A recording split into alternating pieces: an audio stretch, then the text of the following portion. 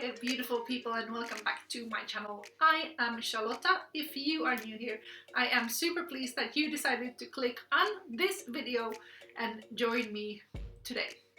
I had a second commission order coming in right after I posted the first postbox soldier. If you've seen that video, I posted it a few days ago, and the same day that I posted it, I received a new order asking if I have time to create a second one. And I was super pleased to get that coming in because I had a delivery coming with felt and foam and whatnot, golden buttons, that was meant to go for that Nutcracker. But it didn't arrive in time, so I had all these spare materials and didn't really know what to do with it. So yes, I created a second Nutcracker. Let me know which one you prefer, the first one or the second one. Let me also show you the differences in these ones and how I created this second one. If you are making a bigger sculpture, you might want to check out my other videos about paper mache as well. I have a full playlist on it, and I have several videos where I share tips on how to immediately improve your paper mache and a few tips on how to make it better. So check that out if you're creating a paper mache sculpture.